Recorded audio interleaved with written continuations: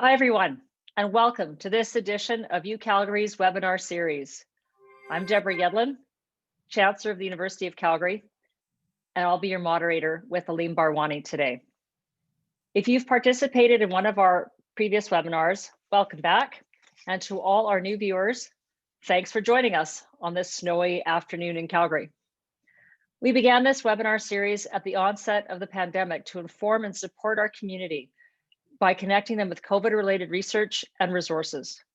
In the months since, we have expanded our focus to include a wider variety of topics, but our purpose is still the same: to share and discuss knowledge and insights from UCalgary experts with our community.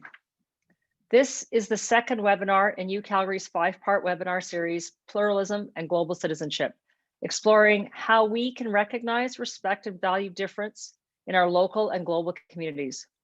Pluralism shows us that there is no single way of understanding the world, and by seeking to understand and appreciate the knowledge and experience of others, we strengthen our ability to take on the challenges that face us and to prosper in new ways. Today, we're discussing pluralism as it relates to business and how integrative thinking can inspire innovation and help us become better leaders and better citizens. Open and inclusive discussion plays a critical role in achieving true pluralism across society. Please join this conversation at any time throughout the webinar by submitting your questions through the Q&A feature on the bottom of your screen. Our panelists will answer as many questions as time allows, and a recording of today's webinar will be available, and we will email you a link as soon as it's online. Before we begin, I'd like to acknowledge that we're recording this webinar on the traditional territories of the people of the Treaty 7 region in southern Alberta, which includes the Blackfoot Confederacy, comprising the Siksika, Piikani, and Kainai First Nations, as well as the Tsuut'ina First Nation and the Stoney Nakoda, including the Chiniki, Bearspaw, and Wesley First Nations. The City of Calgary is also home to Métis Nation of Alberta, Region 3. Moderating with me today is Dr. Alim Barwani, physician, clinical associate professor, and director of public policy and partnerships for the Indigenous, Local, and Global Health Office in the Cummings School of Medicine and the O'Brien Institute for Public Health. Welcome, Alim. Thank you, Deborah, and welcome to everyone, including members and friends of our promoting partners, the Aga Khan University, the Calgary Consular Corps, the British High Commission, the Public Policy Forum, and the Canadian Chamber of Commerce, as well as the faculties, centers, and institutes within the University of Calgary, especially the Haskayne School of Business and Dean Jim DeWald. Our presenting partner is the Global Center for Pluralism. Welcome, staff and friends of the Global Center for Pluralism. Follow them on Twitter @Global Pluralism. The world is becoming more complex. We are inundated with new information, often with conflicting data. Sectors, industries, and policies bump up against each other. Natural resources and the environment, harm reduction and local business, business and health interests in a pandemic, and also in our personal lives, in our friendships and relationships. Different goals and values can spark conflict. Pluralism grounds us in a common purpose. Integrative thinking is a necessary pluralism skill. In the face of seemingly dichotomous conflict, integrative thinking asks us to pause, to hold two opposing perspectives in our mind, to come out to a creative third way on the other side. But this pause can be uncomfortable. We are uncomfortable with silence and reflection, and it can feel daunting and risky to pause rather than react or to step away from our position, if only for a moment. But pause doesn't mean hide, not at all. We do not diminish ourselves in that pause. In that pause, we seek to understand the other and to understand context through easily learned skills where inquiry is as assertive as it is humble, where we question our mental models with the same energy we believe them to be true, and where we seek to take the good and leave the bad from any idea, from anyone, from anywhere, because it suits our common purpose for quality of life. Get this, students who use integrative thinking describe themselves as more calm and more confident in the face of uncertainty and conflict. Don't we all want that for ourselves, to stay calm and confident in ourselves, to navigate stress, uncertainty, and conflict? When we stay calm and considered in conflict, we find that assertive sweet spot, which helps us engage in creative ways. because the conflict is still hard, but less emotionally taxing. This lower tax creative abrasion is a pluralism outcome, not to hide from difference, not to give up oneself, but to engage in a manner that aims to be productive and creative, and certainly less destructive to ourselves and our emotional states. Joining us in our discussion today is the world's great design thinker and integrative thinker, Roger Martin, former dean at University of Toronto's Rotman School of Business. With him is rising star Dr. Justin Weinhardt, associate professor in organizational behavior and human resources at UCalgary's Haskayne School of Business. Take it away, Dr. Weinhardt. Okay, well, with that lofty introduction, I'll tell actually a story to maybe temper some expectations, particularly since I have a medical doctor here with me, is when I got my PhD, I was at lunch with my grandmother and my parents, and my grandmother, somebody else who was with us was a medical doctor. And on the day that I got my PhD, my grandmother says, "Oh, you're a real doctor." And so, you know, humbleness is embedded into every single person who's from Cleveland, Ohio. But, you know, we have that on there. So what I want to do today is try to convince you that uncertainty, it makes life better, that it makes our personal lives better, that it makes business better, and that it actually makes democracy better. And that might be quite a lofty goal to do in 7 minutes, but I have the help of psychology research and philosophy, management research, and also actually even some things from the CIA, which we'll get to at the end. Always leave the international espionage for the end. So where my ideas around uncertainty and the importance of uncertainty for thinking, they originally came from John Dewey, who is part of the American pragmatist tradition and very important to philosophy and education and the study of democracy. And in a book that is fantastic about education and the purpose of education, Dewey said, the role of education is to cultivate deep-seated and effective habits of discriminating tested beliefs from mere assertions, guesses, and opinions, to develop a lively, sincere, and open-minded preference for conclusions that are properly grounded. And the point that Dewey is trying to make throughout much of his career was that the discussions that we have with one another, the debates that we have in society, are integral to creating a strong democracy and makes the world better by having that discussion. But that doesn't mean that people can just say anything that they want. They have to actually be engaged with another person, that they are in this debate with someone else who checks them on their beliefs, and the person has to justify their beliefs and go back and forth.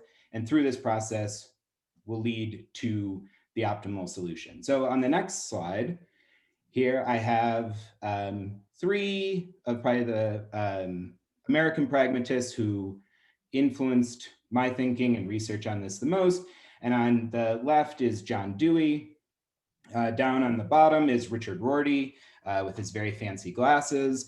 And at the top is Cheryl Misak, who is actually a Canadian pragmatist of the American pragmatist tradition.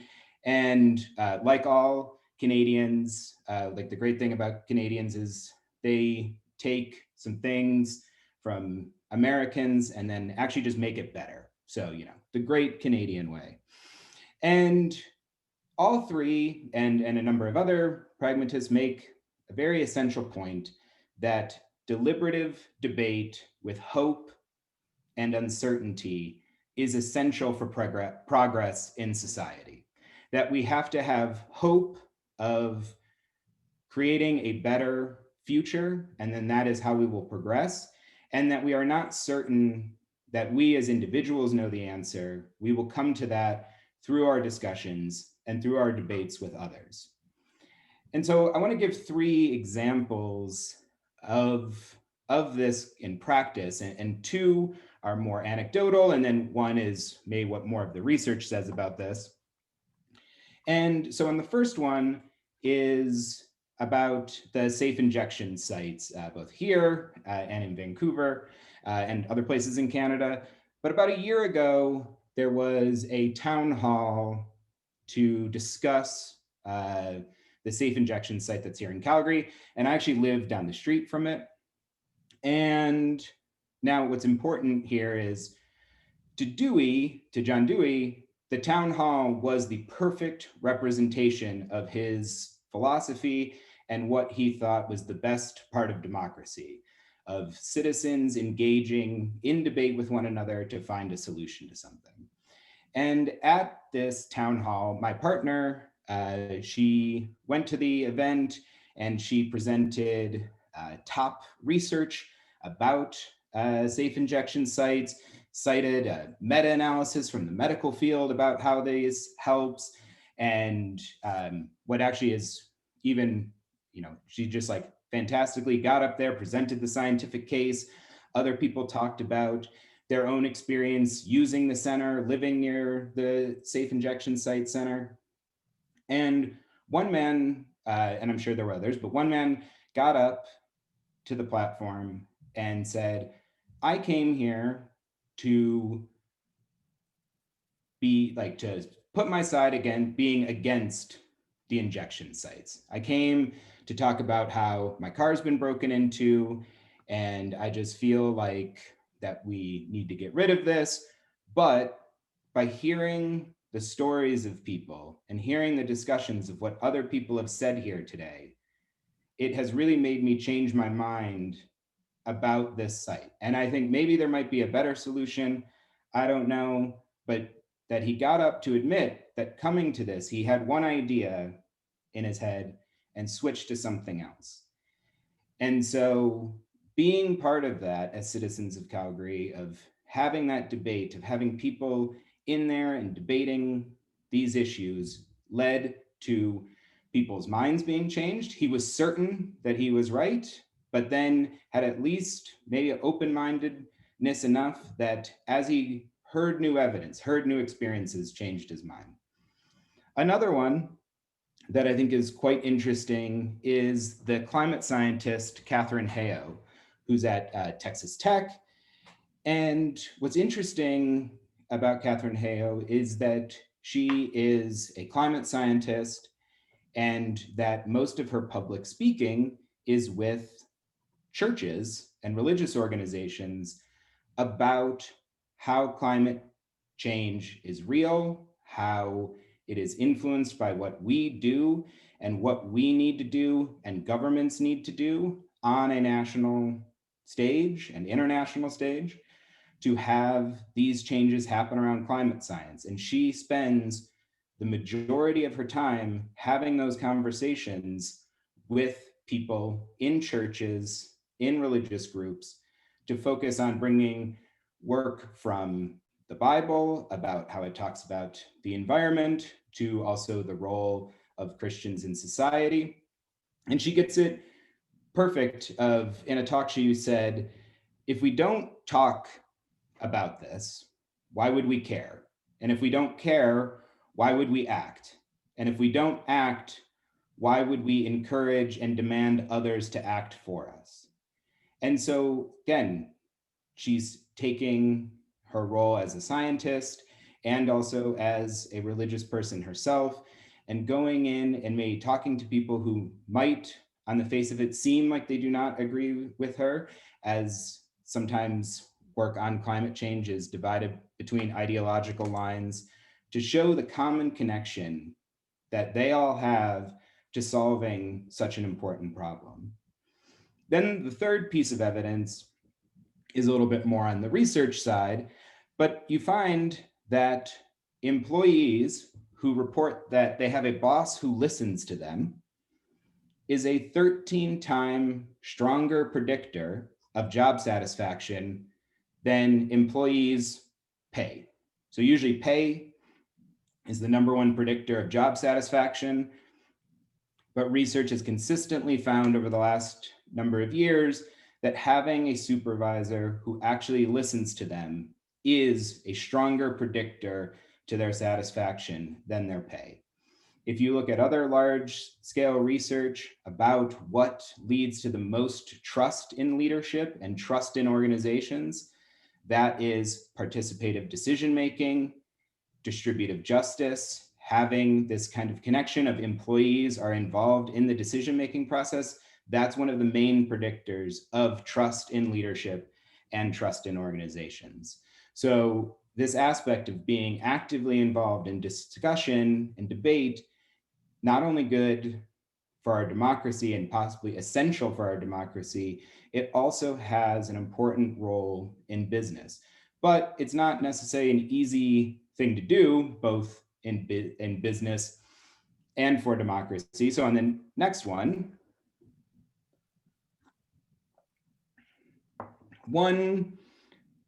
kind of theory and framework from more clinical psychology that I have found to be quite influential and very interesting is the idea of mindful self-compassion, which was largely developed by Chris Germer and Kristen Neff. And what their framework focuses on is three core component ideas of self-kindness, common humanity, and mindfulness. And the common humanity part, I think, is the most important, because what this program does and what their research has shown is that we often hold ourselves to such a high standard that we think we have to be perfect. We have to be the ideal human being all the time. And we are very hard on ourselves. And then what it starts to sometimes create is we actually expect other people to be perfect, that other people need to be perfect and cannot have any flaws. And the idea of the common humanity is to remind ourselves that all human beings are flawed. We all make mistakes. We all are not right all the time. We never have all of the information. We make mistakes, and having acceptance of that idea. And so when we think about the discussions we have with other people, whether it be other employees at work, with your supervisor, people in political debates, we want to think that we are so certain and we have our ideas right. But we have to remember that we are all learning and growing, and that we all make mistakes, and that is okay. And the more acceptance you have of that, the more acceptance you actually have of that we all do make mistakes, that we have this common humanity. And the nicer we are to ourselves for being accepting of making mistakes, finds that that increases our well-being and increases our satisfaction with life and decreases mental health symptoms like depression and anxiety.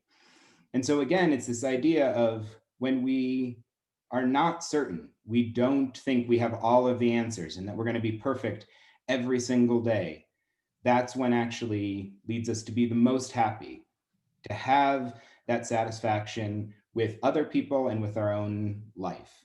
And so when thinking about how we interact with one another, we do want to just remember that we do have this common humanity. So then finally, this is where the CIA comes in. So on the next slide here, the delightful bald man there with the mustache is Gerd Gigerenzer, who I spent some time with when I was in graduate school at the Max Planck Institute, and is a very well-known decision-making researcher. And then on the right is Philip Tetlock, who is also a psychologist and decision-making researcher. And collectively, what both of their work has shown, and in some of my newer research, we are kind of expanding and elaborating on ideas that they've presented, is that they both show that the way to make successful predictions about the future, things that we all care about in society. So what will be the price of oil 6 months from now? What will be the likelihood of a civil war in a certain country? What will be the GDP predictions of various different countries? Things that a lot of people in economics and other areas think are things that cannot be predicted. They're impossible to predict. And what both of them show through various different research is that actually using less information and using actually less statistics, less analytical methods results in better prediction.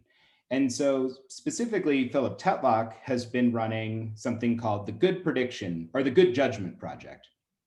And what Philip Tetlock has shown with a number of his other colleagues is that the people who make the best predictions about the future, these uncertain prediction or these uncertain things out there in the world, the ones who are able to actually be the experts at prediction and make the best predictions, they don't have advanced mathematical training. They don't use any advanced statistics. What they do is they debate and discuss one another, and they are held accountable for their beliefs, and they have to justify them to other people on the team. And actually, they try to prove even themselves wrong.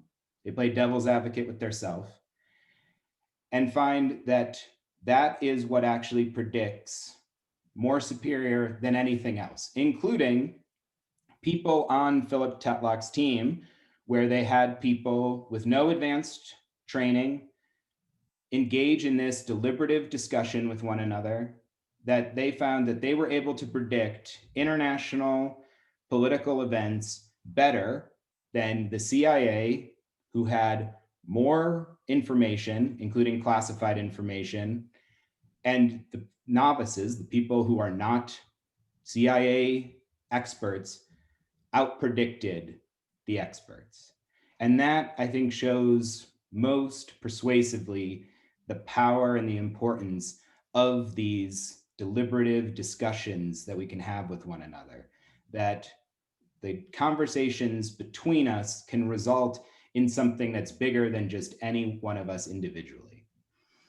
So at the end of this now, on the last slide here, I just want everybody to may take away that uncertainty is the engine of progress and prosperity. And as our uncertainty fades away, we will better understand each other and the world. So thank you very much.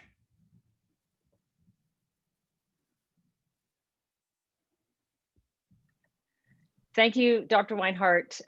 Your comment about certainty makes me wonder about how the markets function, because the one thing we keep hearing all the time is that markets don't like uncertainty. And so I think we'll have a very interesting conversation afterwards. I'm just going to remind the audience that they can submit their questions for the panel through the Q&A feature at the bottom of their screen, and we'll get to as many as we possibly can after we hear from Mr. Martin, who will present right now. Dr. Martin. Well, perfect. Thank you very much for having me, University of Calgary and Chancellor Yeldon and Aleem. I wanted to say a few words on utilizing the opportunity of pluralism to the greatest extent. I think the world often uses pluralism to the least possible extent it can, and there are ways that we can take the most advantage of it to make the world a better place. And the example I'm going to use is an example that probably many people on this webinar would know about, and that is the rather startling success of the Toronto International Film Festival, going from, in 1994, the Festival of Festivals, which at that time was probably the third most prominent film festival in Canada after Banff and Montreal, to 20 years later being acknowledged by industry insiders widely as the most important film festival on the face of the planet. And perhaps Calgarians may know this more so than others, because the person who was the leader in that turnaround, Pierce Handling, was actually born in Calgary. So next slide, please. But I want to explain how pluralism played such a central role in this, one, and two, what does it take to actually utilize pluralism for the best? So Pierce Handling who had been around the Festival of Festivals since 1982, was named CEO in 1994, and he'd had 12 years worth of frustration. On one hand, it was a festival he loved because it was the inclusive community model of the film festival. What did that model mean? That model meant that the exhibitors in the town, in this case Toronto, would open their theaters to festival goers. They'd show many films, between 200 and 300 films. Typically, anybody in Toronto could buy a ticket. They cost a little bit more than a regular ticket to a regular movie, but not much more. So highly accessible and affordable, open, friendly kind of festival.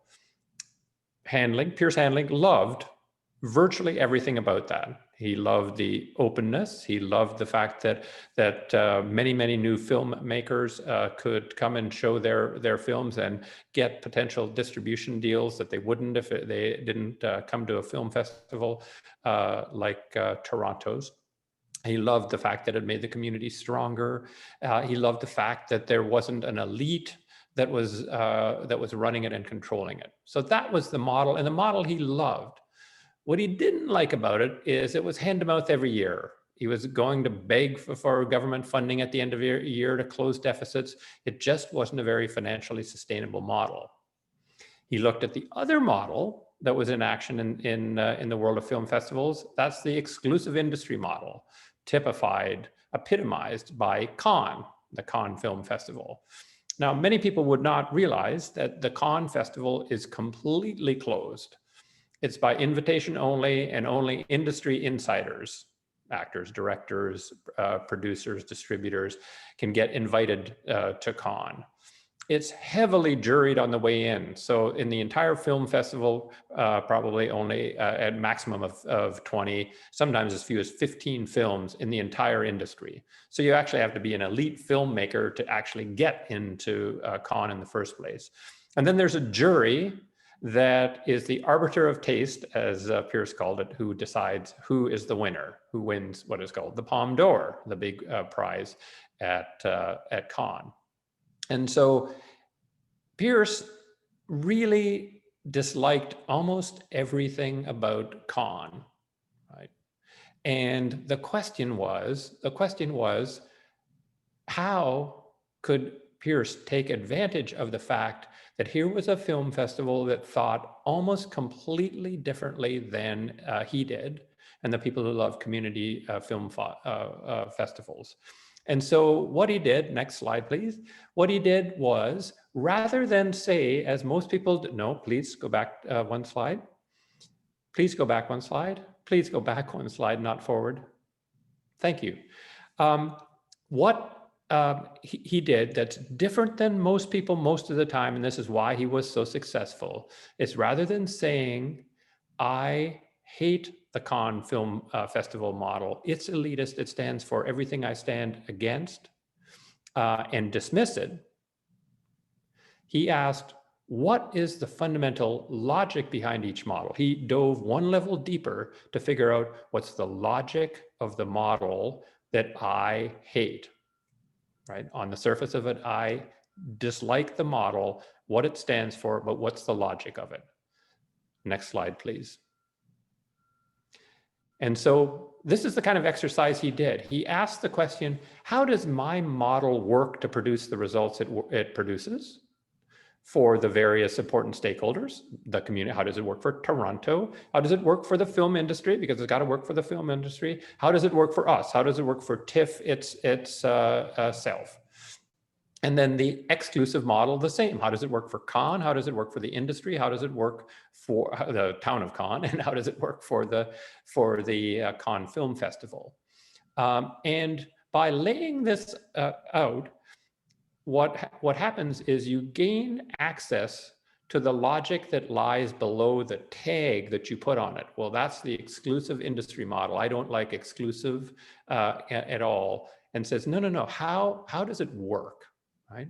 And the answer to how it works is down below. So for the inclusive model, it works for the community by providing access to movies, a community pride, economic activity, local economic activity. Industry, it provides a networking opportunity. discovering new talent because you have 200 or 300 films, and you get the audience reaction because these are regular people going and seeing the movies. The festival gets government support because it's open and community oriented, lots of community goodwill. The ticket revenues, you sell a lot of tickets, and that's where you get your revenues that keep you alive.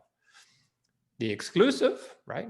The community gets fame and prestige, right? For being Cannes, the home of this glitzy, star-filled session.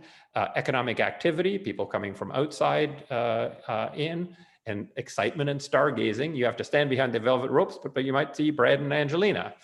And then industry gets the same networking, promotion of the industry, and this international media buzz, because the stars and starlets are all there, and there's a prize.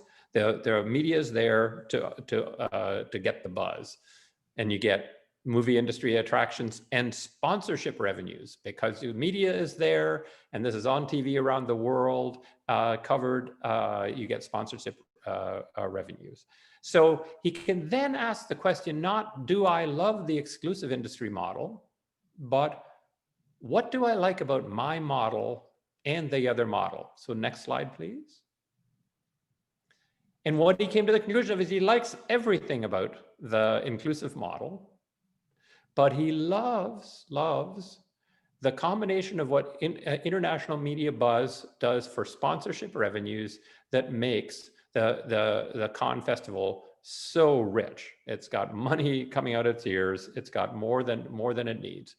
So he can then put on his creative hat and ask the question, right? Having understood the logic of a model that he did not like, to discover some secrets from that model that may make for a better model, and came up with this answer.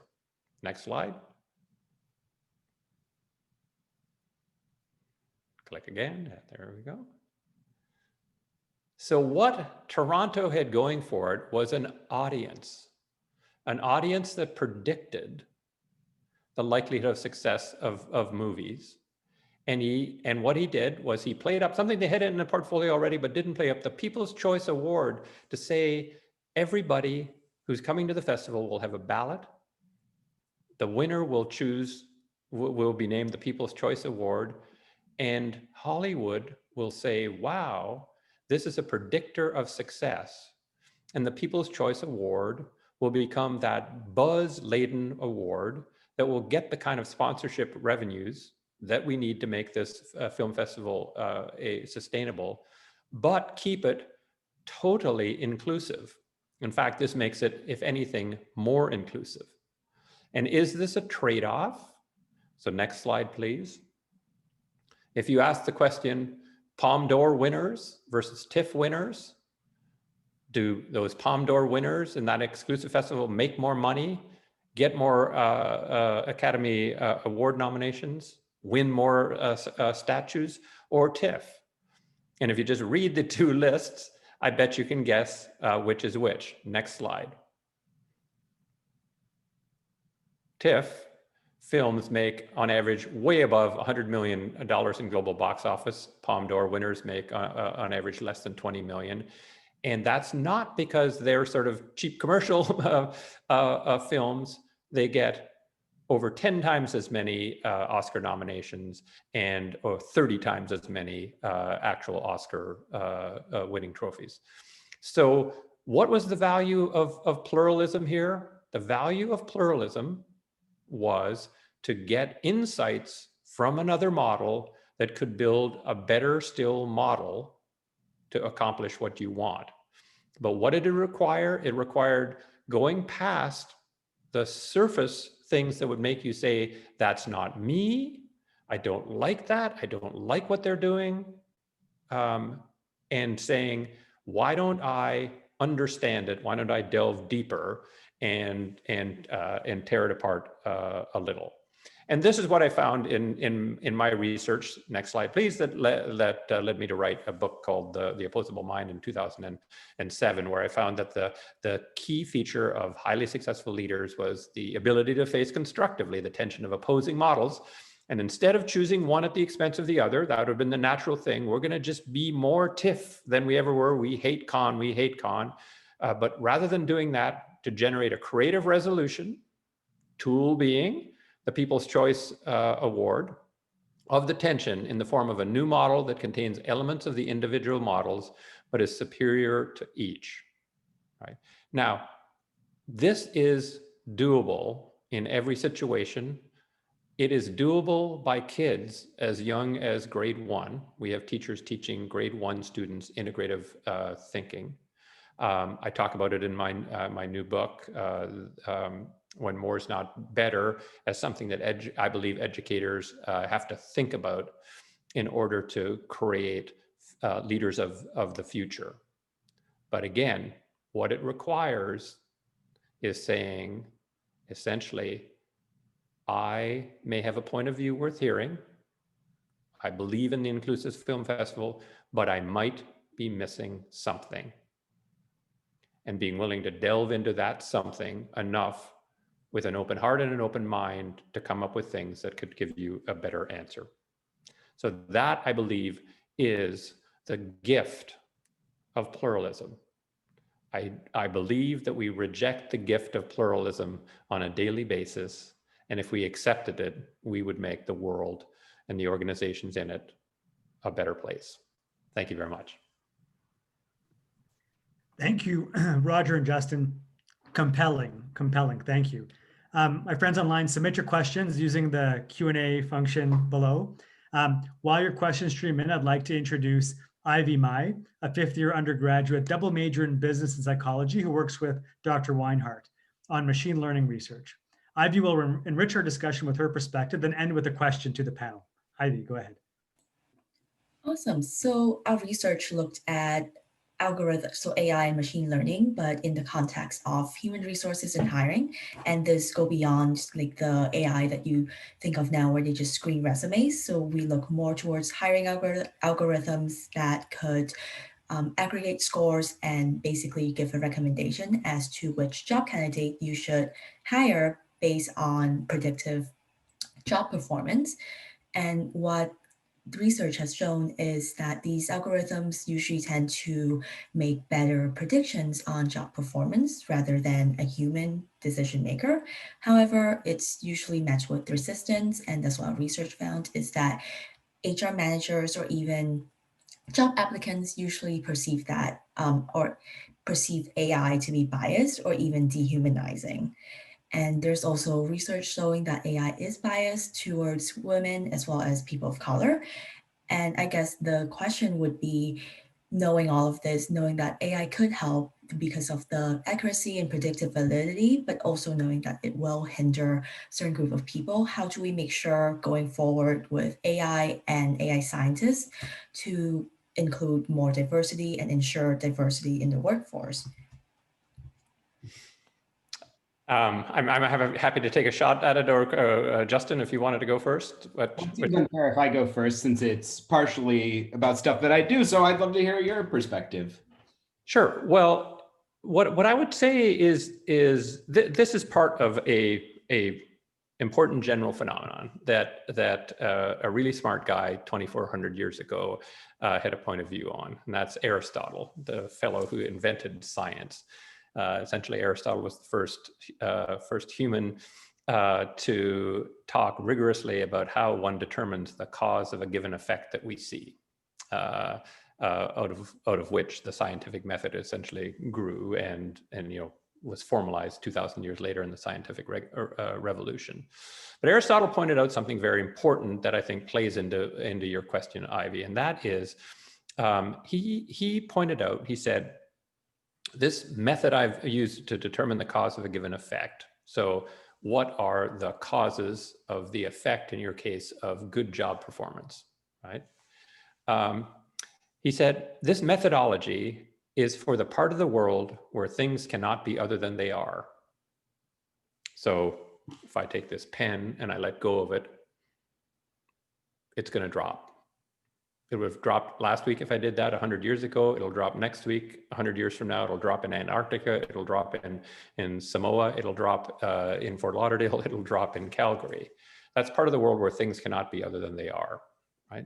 And he said, their analysis of the past data is a really good idea because it is going to be a predictor of the future. And he wrote this in a book, in what compiled as a book called Analytica a Posteriori, which is the most important book ever written on the history of science. But he warned, toward the end, he said, but there's another part of the world, that's the part of the world where things can be other than they are, right? And so, kind of most of you have one of these, right? And most of you have it within an arm's length of you, because you get hives if it's more than an arm's length away from you, correct? Right? You kind of, oh. Well, that wasn't the way in 1998, because the first smartphone hadn't been invented then. It came out in 1999. That's a part of the world where things can be other than they are. And you know what he said in that part of the world? Don't use my method. Why? It's because if you analyze the past, it'll convince you that the future will be identical to the past. And it might not be, in fact, won't be, and you will have made a mistake. Here's why people are nervous about applying AI to the dimension called human beings. The last time I checked, human beings can change, human beings can learn, human beings can get better.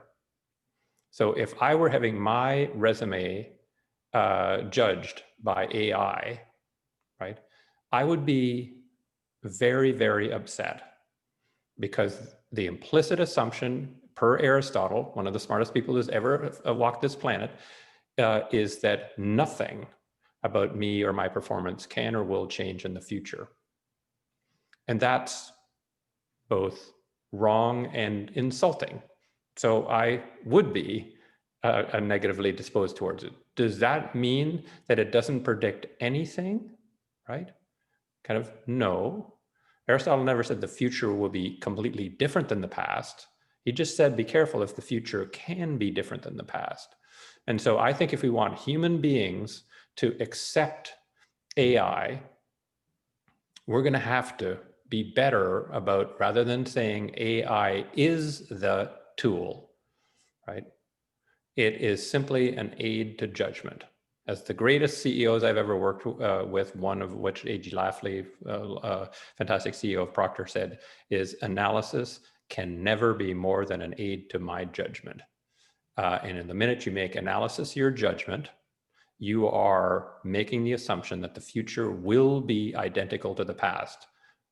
Virtually everybody who uses analysis doesn't understand that, because they're not taught that. You weren't taught that probably in your business education. You are taught you must make decisions based on the analysis. The guy who invented analysis said that is a bad idea. And so that's why you have the widespread kind of concern and queasiness about AI, and it's not misplaced. It isn't misplaced by Neanderthal people who don't understand the brilliance of this. They are more right than virtually everybody who uses AI for anything. I mean, just so we have time for other questions and things, I think Roger got it perfectly of, especially the point of how we change as we come into an organization where we're going to spend lots of money and time training and developing people. And then we're taking people in this static snapshot on, say November 10th for a job they come into 3 months later with 100 other people and their interactions and their group. And so if you think if you're so focused on only a single thing, you will miss out on all the other interactions that are going to be able to happen inside that organization. So yeah, I think it's very, very interesting perspective on that, and that, we should remember our history and our philosophy from another time that can be used to make better business and political decisions. So thank you, Ivy, for that, your perspective and that very insightful question. I'll kick That's off. a heck of a good question, Ivy. I'll kick off our Q&A before handing it over to Chancellor Yedlin. Practically speaking, integrative thinking seems to become more challenging in two scenarios. One, when working with extreme, rigid, or anchored views, and 2, when seeking to reconcile difference with insincere or perhaps even contemptuous actors. And this sort of blends in with one of the questions I'm seeing from the audience as well. How do you manage those scenarios? What I'd say is that the person who is making that assessment has to be careful. They're making that assessment as an actor in the situation in question, right? And so if you're actually not genuinely interested in the other person's point of view, as my wonderful mentor, the late Chris Argyris, taught me, they will figure that out. And they will act strident, contemptuous, inflexible, etc., in the face of yours. And so the key is absolutely behaving in a fashion that exhibits genuine inquiry, genuine interest in their model. And if you can't do that, forget about it, and it's your fault, not their fault, for being inflexible. And the tool, which I learned from another student of Chris Argyris's, Diana Smith, is to just do a frame experiment. So tell yourself the following: say, for the first minute of this conversation, I'm going to assume that I'm totally wrong about them. They're not inflexible, they're flexible. They're not against me, they're actually secretly for me. They aren't, kind of, clueless. They, in fact, know more than I do. And then act in accordance with that. Now, you can't keep it up, right? If they act completely counter to that, in that first 5 minutes, then you're going to be reinforced in your original thing. But you would be surprised, Aleem, and the person asking the question, you would be stunned and amazed how much they surprise you when you do that. You're like, oh wow, they're more open. Oh wow, they've got an interesting idea. Oh, I see why they're nervous and worried about that. That's a good point. And the conversation will go in a completely different direction. But you've got to do it, because what they're used to is dealing with somebody else, right, who is rigid and believes that they're right and is having the conversation for the purposes of convincing them that they're wrong. And so you've got to, in some sense, jolt them out of that by behaving in a fundamentally different way. It's hard, but if you want to do it, get better answers and use pluralism, that's the core skill that you've got to learn. Yes, I think, this idea of our shared common humanity and finding first, where are those places where you agree? Where are we coming to from as, common people trying to solve the problem of having a better world going forward? So we can have people from very different opposing views of what we think and what we have in experience in our daily life. But as we accept the idea that this is another person who either wants a better life for themselves, for other people in their community, their family, the world, is where do we have those shared connections at first, and how can then you build from that place of sameness? Where do we have this shared common experience and move toward trying to find that solution and having that open-mindedness to it, that we are not certain, that we have doubt about, that we have all of the answers to the world's problems, and that we can learn from other people. The Stanford management researcher Jeffrey Pfeffer, who's written a number of books, when he talks about power in organizations, talks about that if you spend your time with 5 people who are exactly like you, you know one person, because the other 4 people are redundant. And he's just very blunt of like, all those people are the same. If you want to grow, you need to learn and experience and hear different points of view. And that is the only way that you will grow. And it's also the only way that the organization will grow, by having those new ideas coming in. So we need to be kind of comfortable with being uncomfortable. Yeah. And can I just add the phrase that I find really useful is you just go into every conversation saying, I have a view worth hearing, but I might be missing something. So notice the structure of that. I have a view worth hearing, not I'm right, but you don't go in saying, oh, I don't know anything, because that's not true to yourself.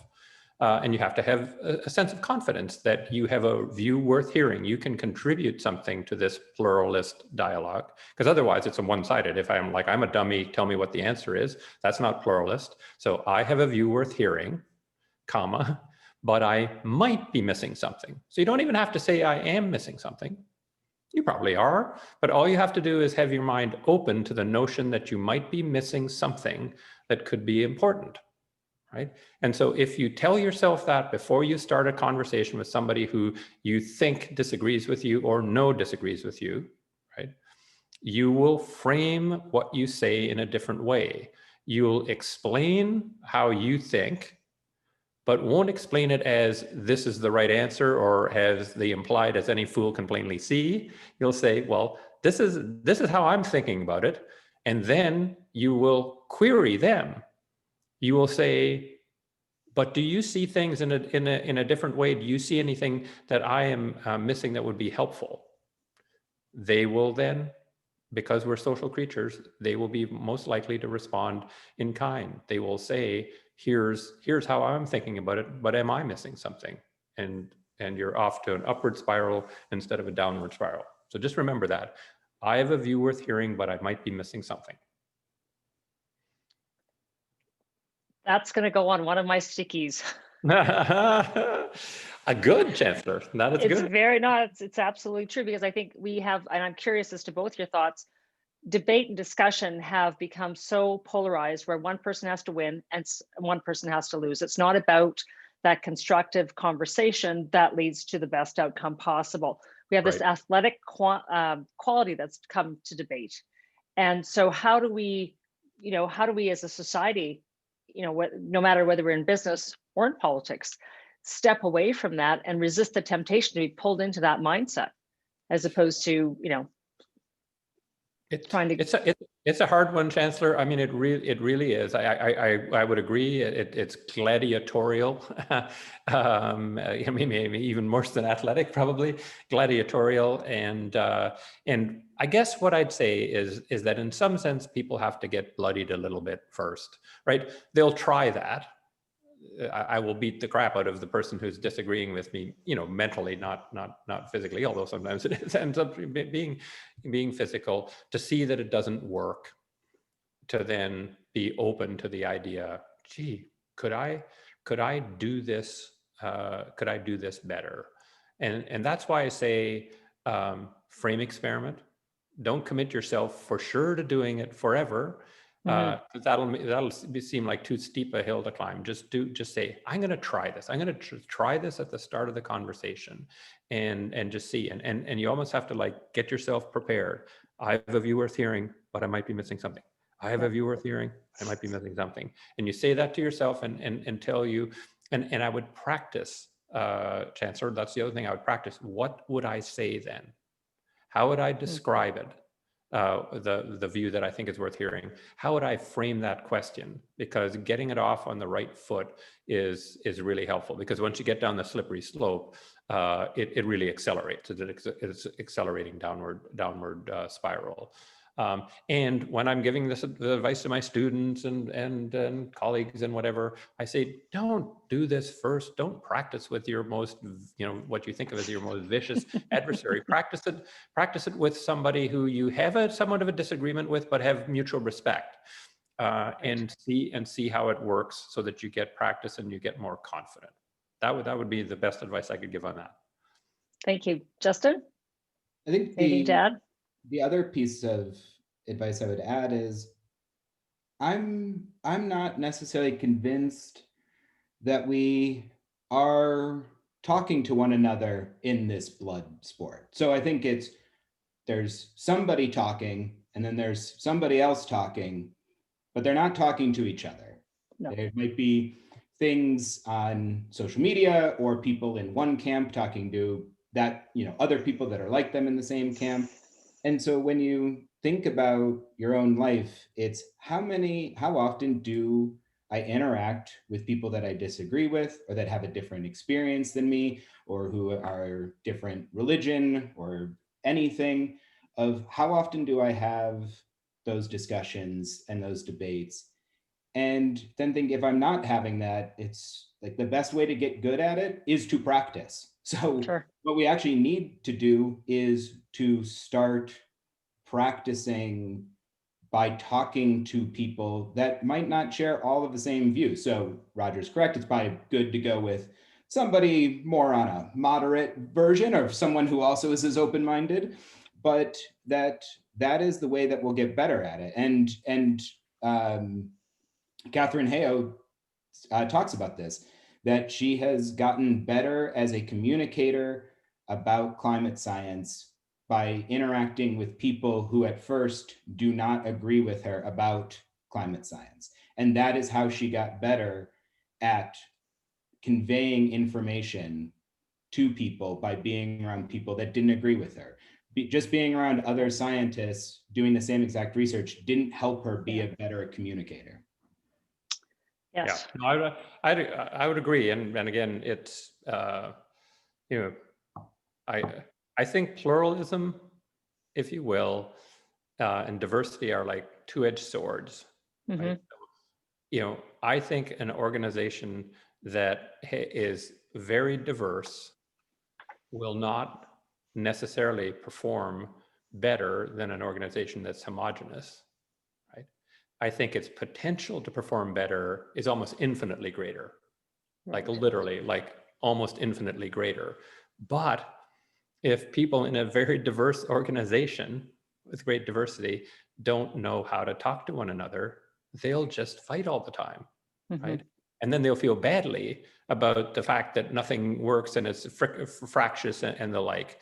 And so for me, it's critical to take advantage of pluralism. We need to teach people how to do it. Right, like it's an advantage that Canada ought to have. Canada's just this incredible multicultural place. That's one of the things that made TIFF successful.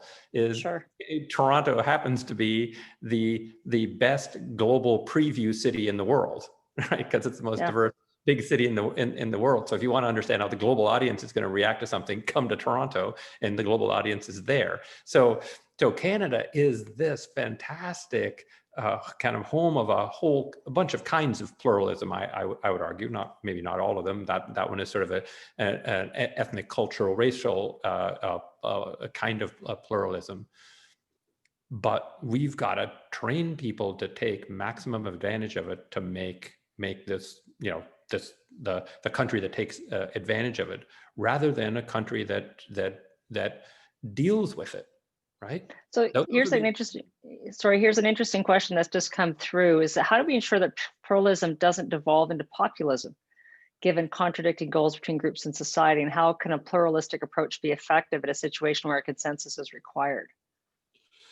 Kind of speaks to some of what we've been talking about as well. Yeah. No. It's an interesting question. I mean, some of this is terminology. What does populism refer to in this particular context of the question? But what I'd say is I guess, and maybe I have a Pollyanna-ish view on this, is I just don't see any evidence of downside of pluralism, right? Which is, I just see better answers. Because if you just look through, I mean, the work I did, the whatever 15 years of research that led me to the opposable mind, just had me seeing there are infinite ways to combine the knowledge base of the world to create great new things, right?